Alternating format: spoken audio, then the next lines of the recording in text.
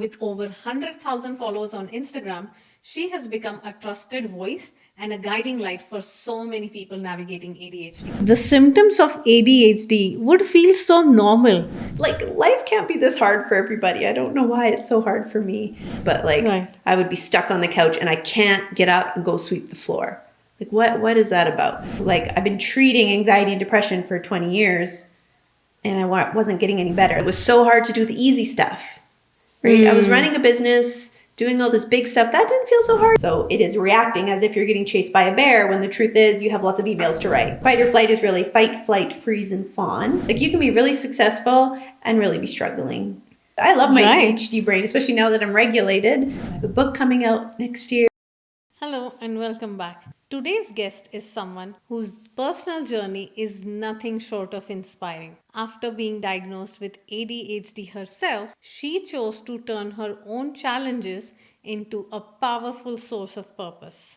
Instead of letting the diagnosis define her, she dove deep into understanding the subject and the condition, eventually pursuing studies in mental health and becoming a certified ADHD counselor. Now, with over 100,000 followers on Instagram, she has become a trusted voice and a guiding light for so many people navigating ADHD. Through her content, counseling, and lived experiences, she is helping others feel seen, understood, and empowered. Please join me in welcoming the incredible Jenna Free to the podcast.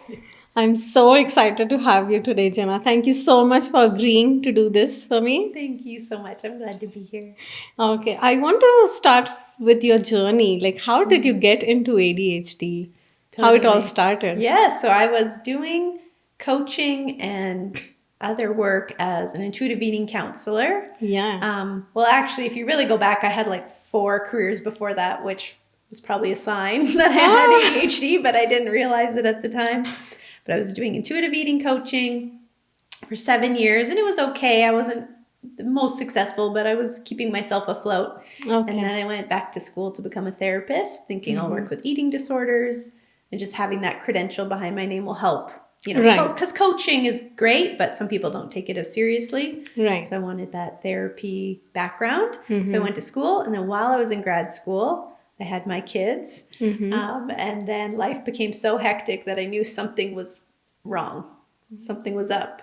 And so I started suspecting ADHD, and I started learning more about it. And I got diagnosed while in grad school to become a therapist. Okay. And I thought, I'm kind of more interested in that than disordered eating, because I had healed my relationship with food for years at that point. Right. So it wasn't as exciting for me anymore. Right. So then I learned I had ADHD, and I started doing more research, and I taking some courses on ADHD. And then I decided for my private practice to start with that. So, what were some of the signs that made you think that maybe I have ADHD? Yeah, the biggest thing for me would be just how hard daily life felt. Like, just, oh my God, I have to sweep the floor. Like, that felt so, and I'm like, life can't be this hard for everybody. I don't know why it's so hard for me. And especially just with the demands going up of having 2 kids and being in grad school, it was just so much to handle that everything kind of started falling apart. Okay. Whereas all my coping mechanisms that I didn't know I was doing subconsciously weren't working anymore, because it was too stressful. Life was too big. And then I started kind of researching that kind of stuff and realizing overwhelm is a big marker for ADHD, especially in women. But how would one differentiate, like in today's day and life, I feel like everyone around me is overwhelmed. Yes. And to be honest, every time we go into the office, one thing everyone has to say is how tired they are. And I'm like, how can everyone be so tired? Yes. Why are you so tired? Yeah. And I'm like, if I say that, it is like, we all are so tired. Yes. So how do you differentiate? Maybe you should look more into it. Yeah. It was just, I think it was the hard, what was weird about it, or what was different about it for me, was that it was so hard to do the easy stuff, right? I was running a business, doing all this big stuff. That didn't feel so hard. It was like managing to put a load of laundry in, managing to sweep up the crumbs off the floor. Like, the little stuff felt so hard. And I said, this is different. Like, this feels different than what I'm seeing other people dealing with. Of course, we'll be overwhelmed. Life is busy. Life is hectic. But like, Right. I would be stuck on the couch and I can't get up and go sweep the floor. Like, what is that about? And so as I learn more and more about it, that's kind of how ADHDers are. We can be better at doing the big stuff, but the small things become a battle. Right. But how would you explain ADHD in simple terms, especially for someone who knows nothing about it? Yeah. It's hard because the science on it is still developing. I don't believe there's like a very cut and dry, here's exactly what it is and here's exactly what's happening. But we do know that there is a brain difference that you can see. So it's a developmental difference, very hereditary. Okay. So just like any other hereditary thing where I definitely got it from my dad now that I know. Like, oh yes, that's definitely from him. And so you're born with it. And it's just a different way that the brain functions. But because the real problem comes in because we live in a world that is designed for neurotypical people. So it's designed for people to have a brain that's what we call neurotypical if you don't have ADHD or any neurodiversity. And it's that difference and that kind of battle of my brain works like this, but society makes us do things like this. And then that struggle is what puts us into fight or flight, which is my whole other angle of how I work with ADHDers, and it brings up and makes things even harder. Okay. How would you differentiate between ADHD or other things like anxiety or OCD or something like that? Yes, such a good question because anxiety and depression and actually bipolar disorder are two things that are very often misdiagnosed before we get the ADHD diagnosis. I will say I'm not a doctor and I don't know the specifics of how you determine the difference. But I've worked with many people who, like, I've been treating anxiety and depression for 20 years and I wasn't getting any better. That's kind of how we know, right? If we're treating it as this and it's not getting any better, could it be actually inaccurate? Or bipolar disorder, people on bipolar medication and it's not helping because they never had that issue. Oh. So it's a bit tricky. Sometimes you got to do a little bit of So you also trial could and be error. misdiagnosed Yes. for something else. Yeah, and then you're still struggling, right? A lot of people who don't get diagnosed till later with ADHD, it's like, well, I thought I had this, but it wasn't ever getting any better because you have to know what you are dealing with to deal with it well. Yeah. So you gave a couple of examples of, how you struggle with daily life tasks when you have ADHD. Can you give some more examples of what are real life struggles people would have when they have ADHD? Yeah, it's really hard because even when people are like, I'm looking for a therapist for ADHD, what should I look for? I'm like, you should look for someone who has it. Because even me explaining it to you right now, it's like, it's hard to explain the experience. Yeah. So, which is why when I work with ADHDers, how I talk and what I explain, they're like, yes, you get me. You know exactly what I'm experiencing. So I can talk about it a lot, but it won't always translate. But a big part of it is kind of the ups and downs. So I would be like, oh my gosh, I have this great idea for work and I'm working for 3 days really, really hard. And then I'm crashed for 2 days and I literally can't sweep the floor. I can't do anything. So like exhausted and you kind of have these ups and downs, which is why that bipolar disorder sometimes can come in. Because Or the more misdiagnosis, sorry. Yeah, because the more I read or research about it, I feel like everyone has that. I have it too, like in my creativity that I do. Yeah. Sometimes I'll be so energetic. I'm reaching out to people, I'm talking to them, and I'm just pitching myself. And then other times I'm not even looking at anything. Yes. I'm just doing my daily chores or like working on my 9 to 5. Yeah. So most of the things that you Yes. say, I have started feeling maybe I have ADHD. Who knows? No, not necessarily. It is hard because, you say one thing that you struggle with, someone is going to experience that in some way. So it's kind of more the puzzle of everything together. And the amount it is disrupting your life is really where the issue comes in, right? Because yes, I can have ups and downs. I'm focusing a lot on this and then I'm not. But if it's like, wow, I can't do anything for 2 days. Like I can't get off the couch. I don't know what's wrong with me. Am I lazy? But it's like, we call it paralysis. It's maybe not the best word for it, but it really feels like that. Like I can't move. And it can be quite scary. Yeah, but also I think sometimes people are not so conscious and putting so much conscious thought into how they are feeling. Maybe this is life, this is how it is, and they just Yes, keep dragging themselves. exactly. So these are the signs you should look for and just try to, be Yeah. conscious of what's going on with you, right? Totally. But you said it is hereditary. Mm-hmm. Does it have to be hereditary or it could be like, It is. We know that it is, but you don't necessarily have to know where it came from, right? So if it's like, oh, I don't think my parents have ADHD, well, then I must not. I don't think it's that linear, okay. but it's coming somewhere from some genetics down the line, and that's why you have it. But ADHD is, like at least in some of the other countries, not so developed. Mental health was such a taboo topic up until like even past decade. Yeah. It's just recently that people have started talking about it and having open discussions. Yes. So even if, let's say, someone's ancestors had it, they were never Yeah. diagnosed. No, not at all. And that, I think that some people think like, oh, well, some countries have it more than others, so it must be made up. Well, that country is looking for it. That country is aware of it. That country is, even like the autism thing lately in the news, they were looking at, well, why do these certain areas have such a higher rate of autism? It must be environmental. Let's do research. It's because those areas were diagnosing people and assessing people and actually like dealing with it. It had nothing to do with more people having it. It's just more people are diagnosed because there was more awareness in those areas. So it's kind of like that. Right. But yeah, in your videos that you post on Instagram, you speak a lot about fight or flight. And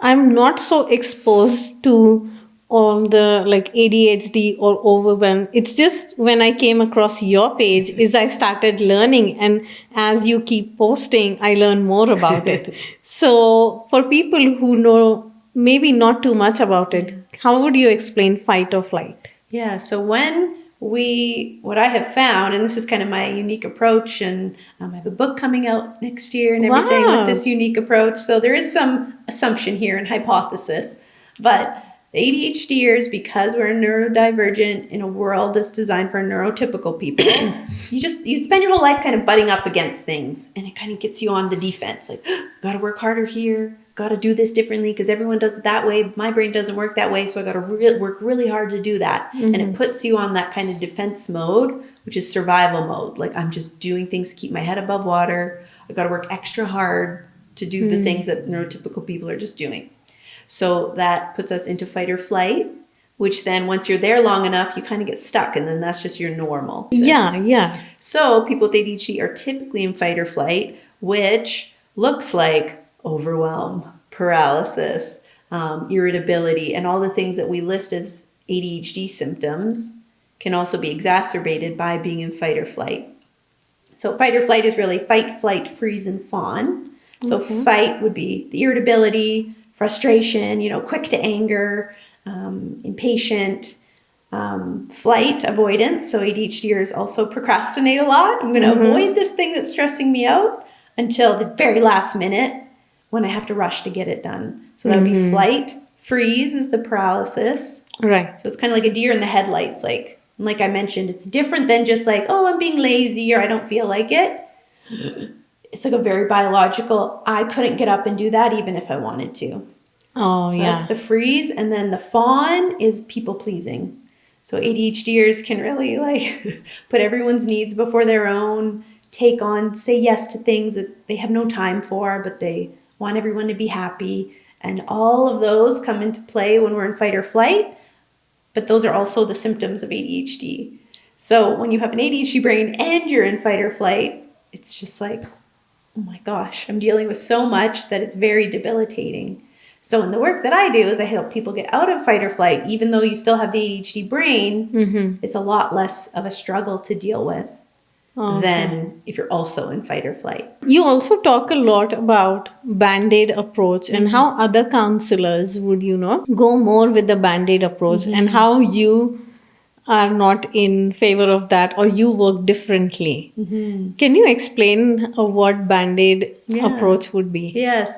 So if you have ADHD, we typically look at behavior, which is, what do I do? Okay, well, let me change what I do because what I'm doing is not working. Okay, I should really use a calendar so I'm more organized. I'm going to use timers so I don't lose track of time. I'm going to use this, bracelet system. They've got all sorts of like physical things where that's how I'm going to remember, because memory is also a thing we can struggle with. I'm going to do all these little tools and tricks to cope better. But when you're in fight or flight, that's like an umbrella in a hurricane. Like, it's not going to help you very much because within 3 days you've forgotten about it. Or, Right. you can't put the effort in, or it's not working anymore. So that's kind of more the Band-Aid, is like looking at the behavior and using an external tool to help you. Okay. Which I'm not saying isn't helpful. I wear a wristwatch on purpose because I have to be like, wait, where am I in time and space? I forget. Right. So I have the wristwatch. I have a calendar I use. But I've been using the same paper calendar system for 3 years. I just ordered my 4th book of it. And I'm like, this shows you that when you're regulated, the tools work. When you're in fight or flight, so many ADHDers, if someone with ADHD is watching right now, they probably own 10 calendars and have never used them. Right. Because we're looking for that Band-Aid. Okay, this will fix the problem. But the problem is much deeper. That being in survival mode or fight or flight is a much bigger problem than the inability to keep track of things. Right. So when I was planning podcast with you, I spoke to one of my friends who has ADHD. I'm like, okay, give me some questions. What could I ask? And that is exactly what she said. Like, we are so focused sometimes that I'll forget eating, I'll forget everything because I'm just into it. Exactly what you said about wristwatch. You need to Yes. know where you are. Yeah. And otherwise, you're just in fight or flight, Yeah. as I can say. Is it more age-based or gender-based? For early detection, it's mostly boys. Because boys will show it more externally. So they're more hyper, the traditional boy running around the room, can't focus. It inconveniences other people. It's annoying for the teachers. The parents don't like it, so they will get a diagnosis sooner. Girls, so for me, you have ADHD your whole life. So even if you think, oh, I didn't really struggle till I was a teenager, till adulthood, you still had it your whole life. So as a kid, when I reflect back, I was such a goody-goody. I was like, everybody liked me. I want the teachers to like me. It was like the people-pleasing was more prominent. Right. The forgetfulness, I really forget details. Very hard for me to focus on details. So I had looking back, I'm like, oh, I see where that was happening. It just wasn't really inconveniencing anybody. It wasn't a bother for anybody. So nobody thought, oh, she has a problem.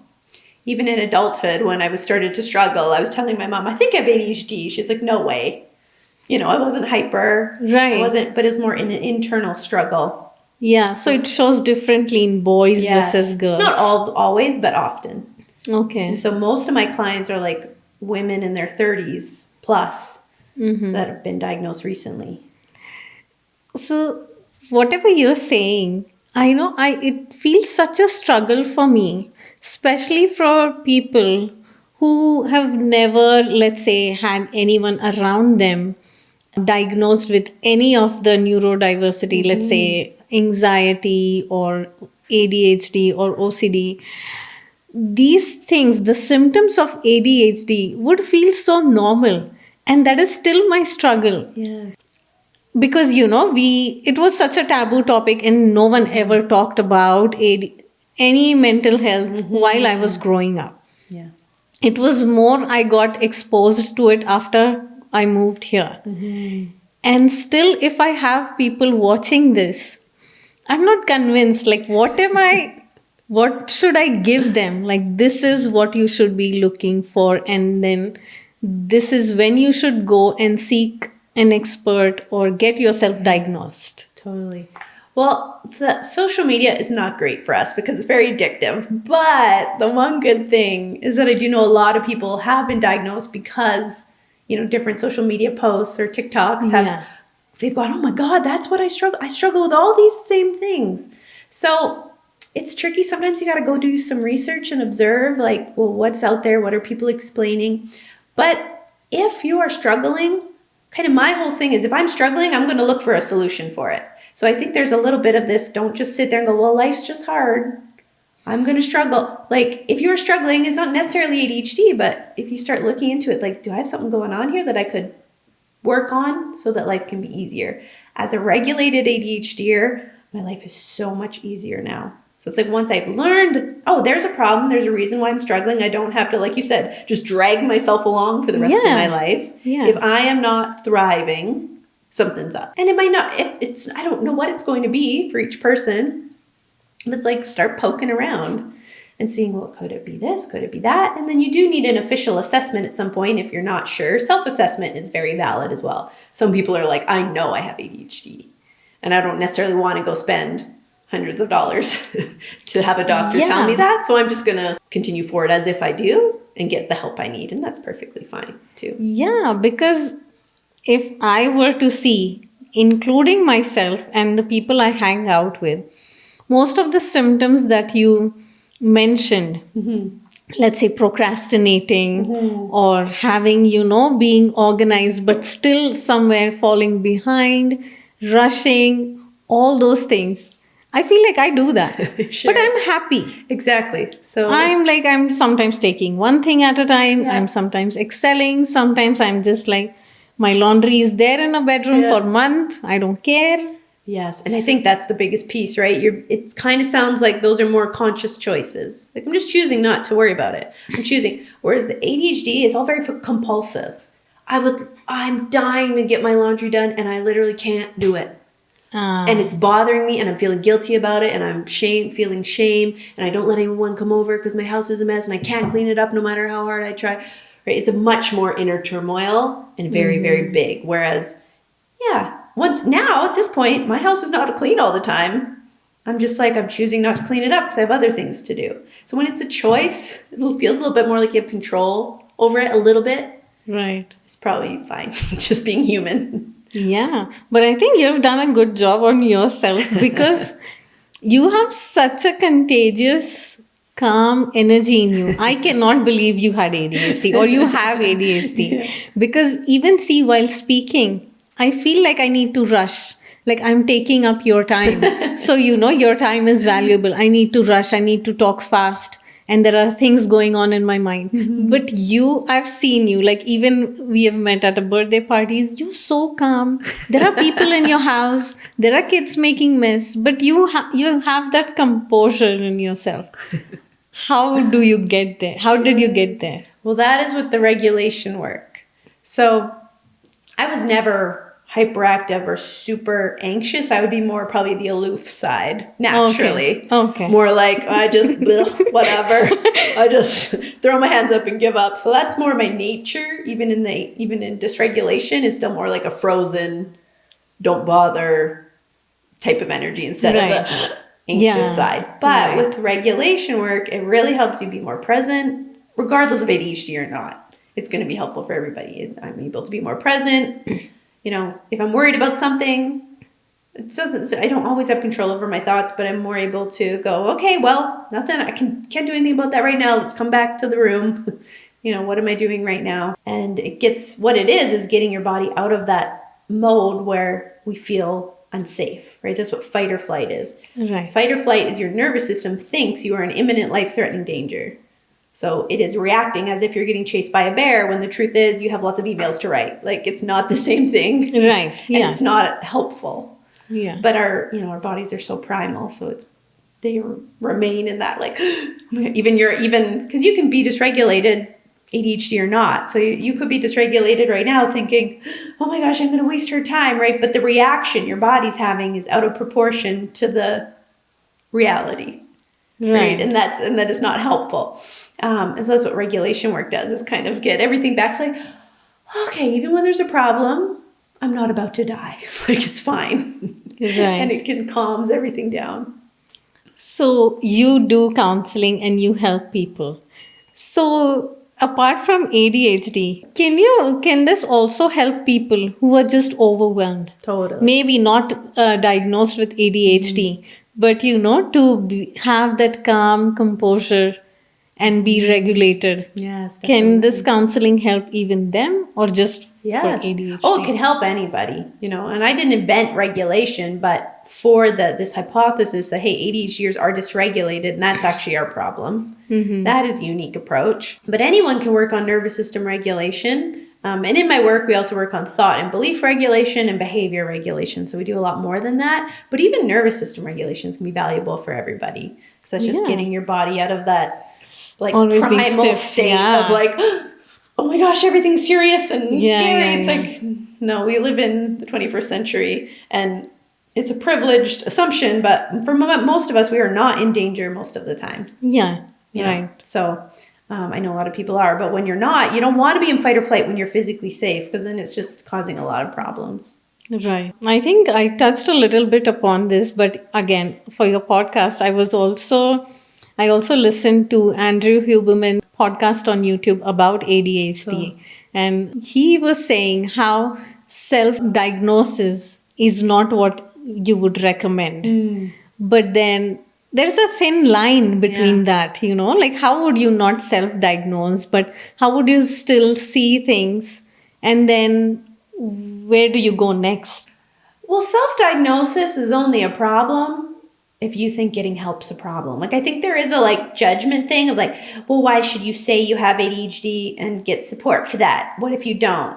What do you do if someone's struggling and they think it's this and they go get counseling? What does that hurt anybody? So, because when you don't have a diagnosis, you can't go get medication. So it's not like you're going to self-diagnose and go get stimulants from your doctor. Typically that doesn't work. But if someone joined my program, they got regulated and they felt better, and in the end they didn't have ADHD, big whoop.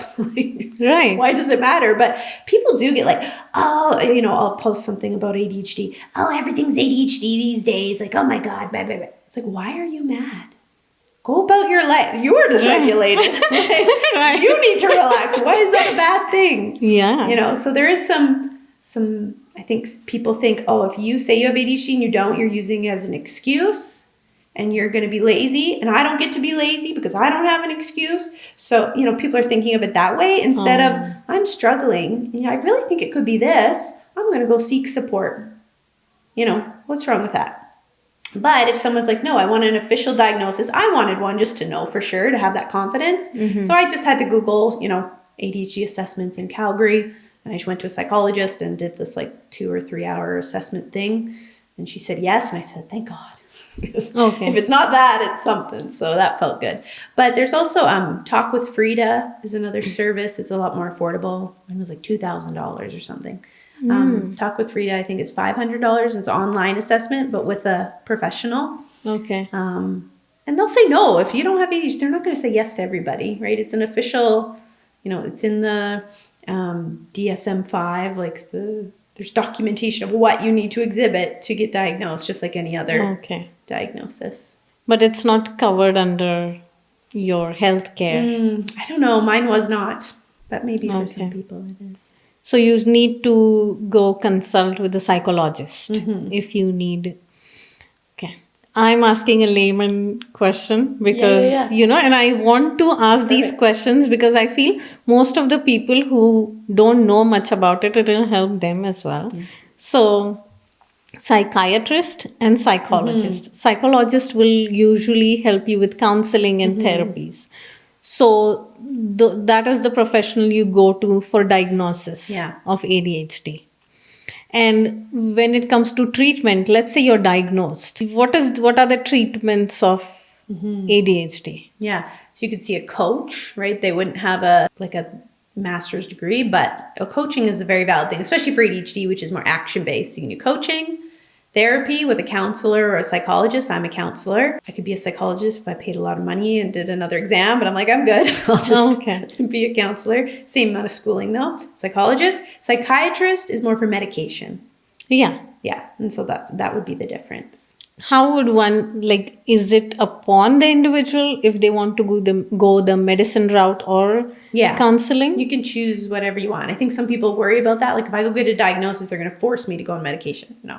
Even children, you can get your child diagnosed. Doesn't mean they have to go on medication. So there's really no risk in getting a diagnosis because you could choose to not do anything with it. It's up to you. Right. But what would be the pros and cons of, let's talk about medications first. What are the pros or what are the cons? And does it depend on like how worse your ADHD is or how early Yeah. you are into it? For medication for adults, because I only work with adults. So for Okay. adults, it's just so personal. So you kind of got to decide if you want to give it a go and Okay. try it. And for you, it might be lifesaver, and you're like, thank God, this is so much better. And for some people, it's like I didn't do anything, and for some people, I couldn't sleep on it, so this is getting way worse. Right? It's so personal that you just gotta try it and see, because it's not like cholesterol medicine where you take it, you do a blood test, oh, it's working. It's completely based on your experience. Do you Right. like it? Are you feeling better? Are you, is it doing what you want to do, what you want it to do? And if not, you might need to change the diagnosis, because stimulants can put us in fight or flight if it's too much, right? Now I'm all worried and frantic, and so we don't want that. But so you might just need a lower dose, or it just might not be for some people. I don't take medication, just because I find regulation work to be enough. Okay.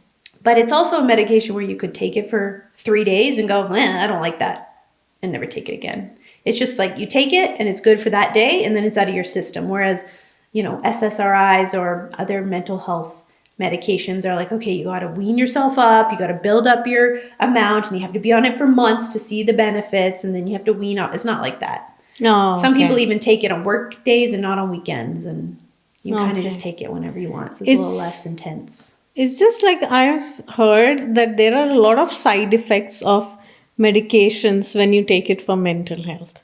So you kind of need to do your research, like what are the side effects, what are the medicines they're prescribing, and then you get to decide yourself. Totally.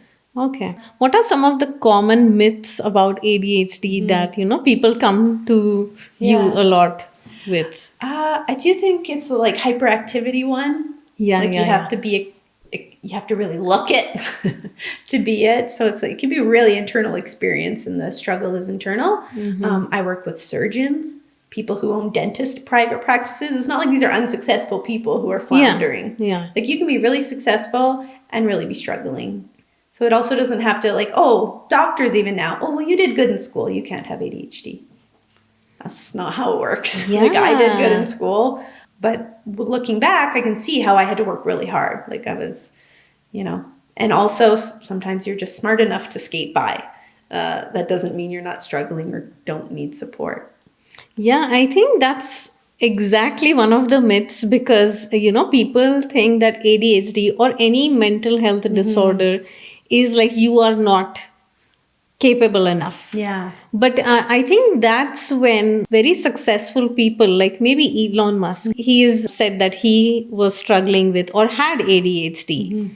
And that tells you, like ADHDers, and even during my research, I got to know that ADHDers can be like amazing at something because when they start putting their focus, they are just onto it and there are no distractions.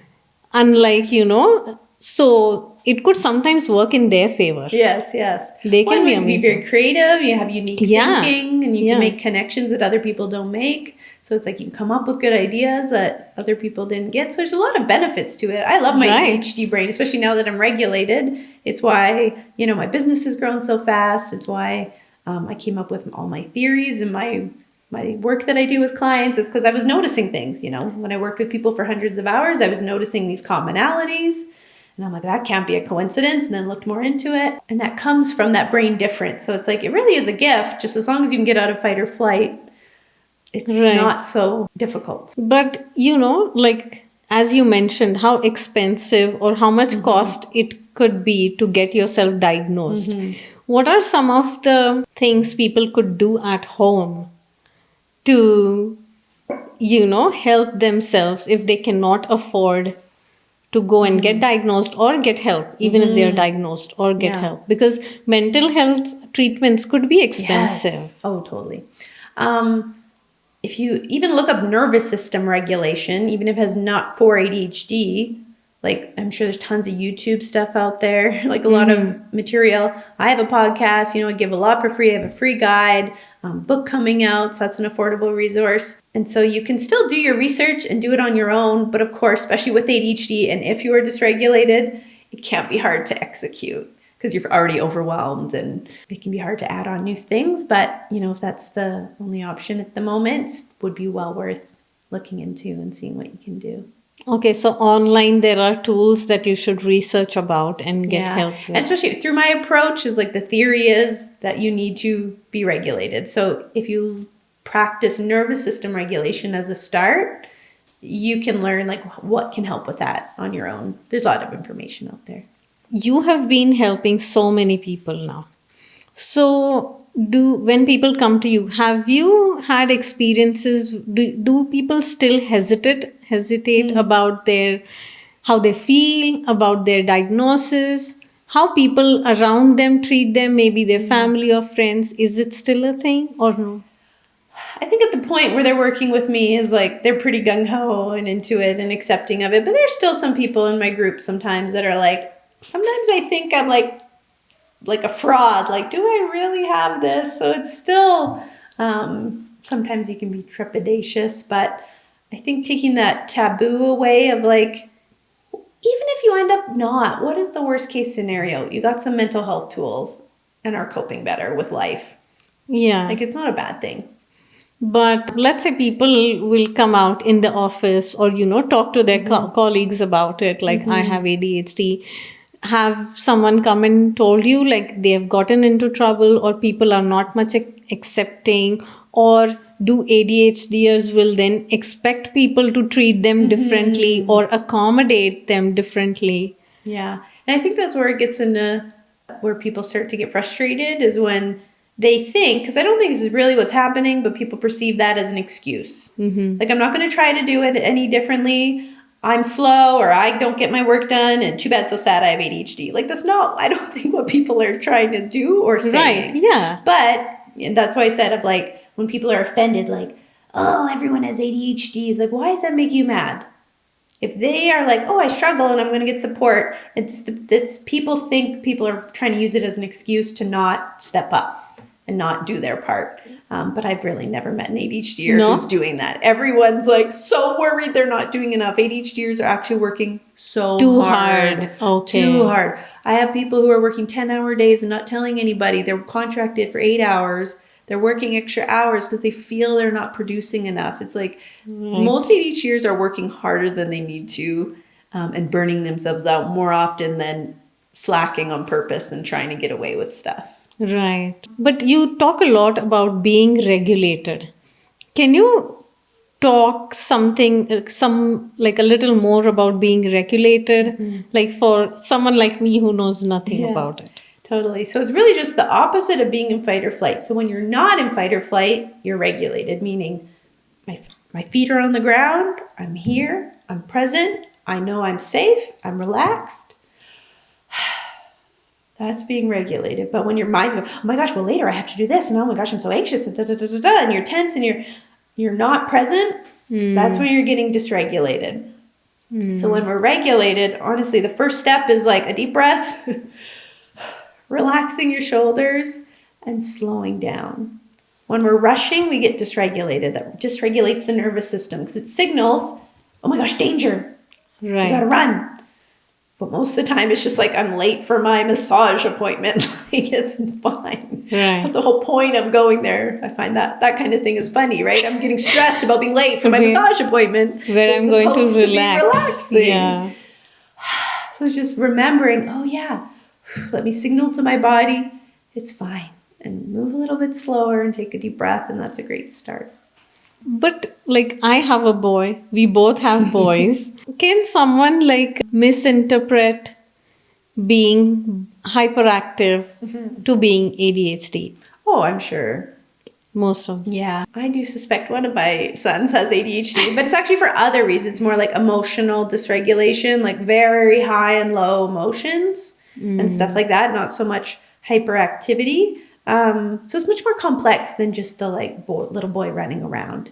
You know, there's a lot more to it. But yeah, I think we can assume a lot of little boys are, it's, they're so ADHD, kind of off the cuff. But when you really get to know it in an intimate way, I can kind of spot a kid who's neurodivergent pretty quickly, just not in a judgmental way, but in a like, oh, there's something a little extra going on there. But you don't work with kids. No, But you still that's too could, hard. like, you still could notice that spot it, something, yeah. you can spot Yeah. it. Okay. You have some amazing following on social media. And to my viewers, I would like to say she has such a big following on Instagram. More than 100,000 people follow her.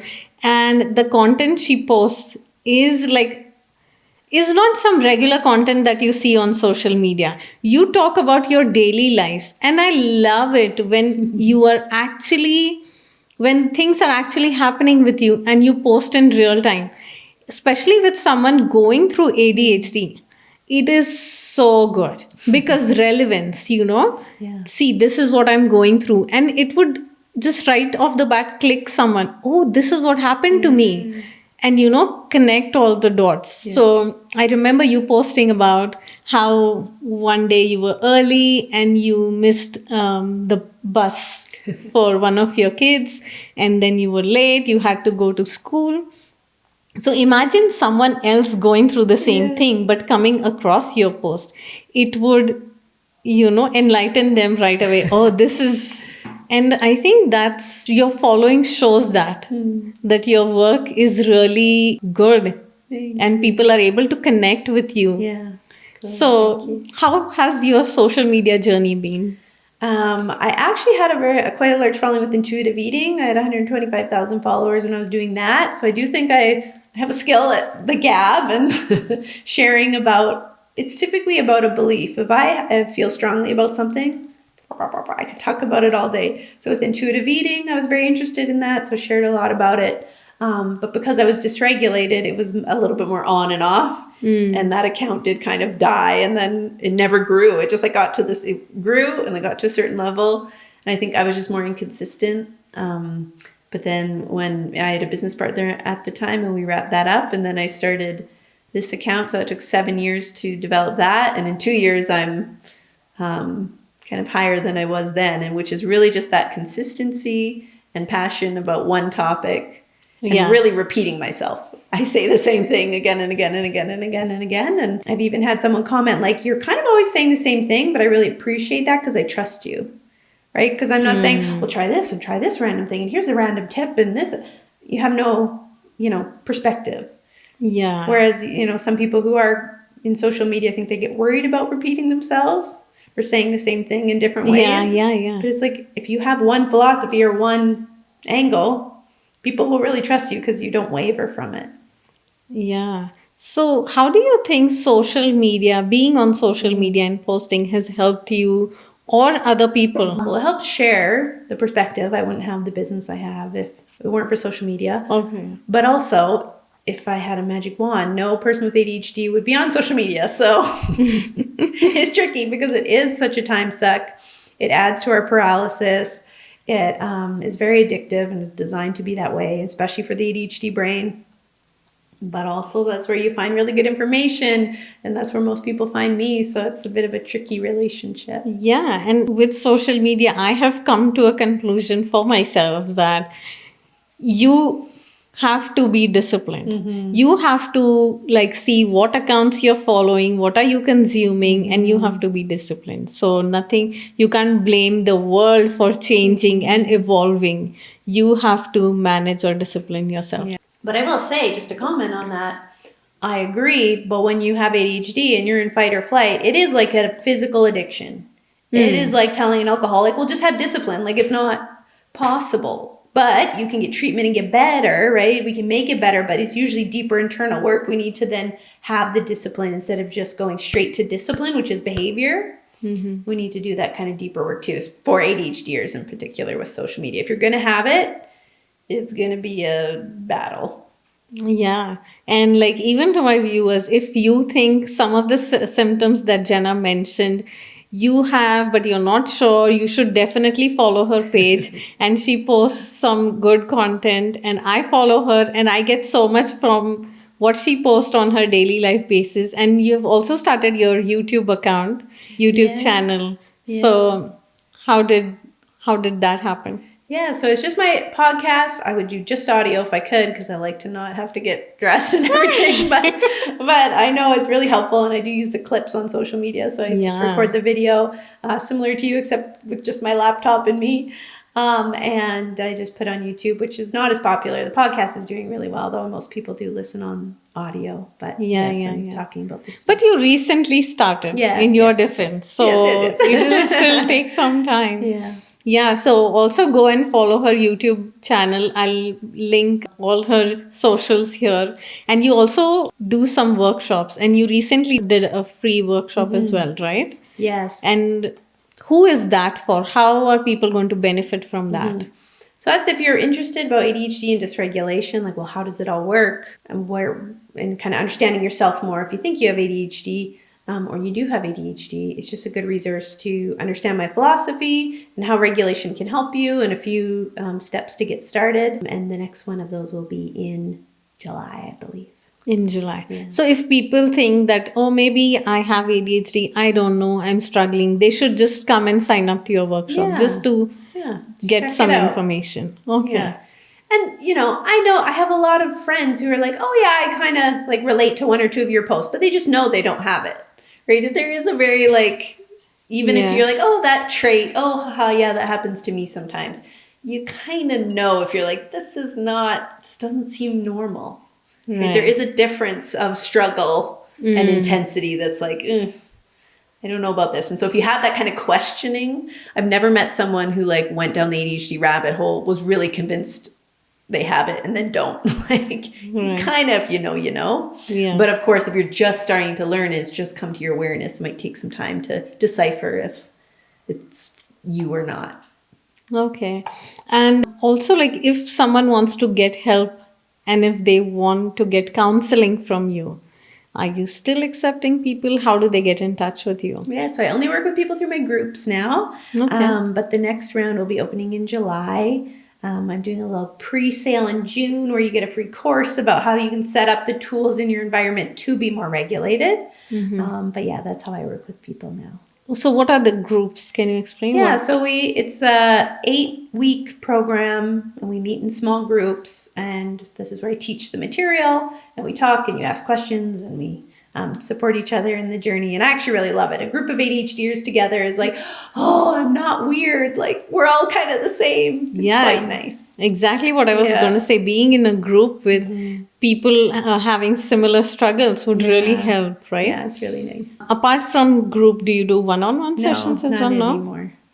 Okay, but I saw in some of your social pages that you used to help executives as well. I've done some business coaching, yes, with ADHDers, and when they're entrepreneurs, that can be very much a struggle, even though that's our brains lean towards that because we were so creative and have lots of ideas and sometimes have a hard time working for other people.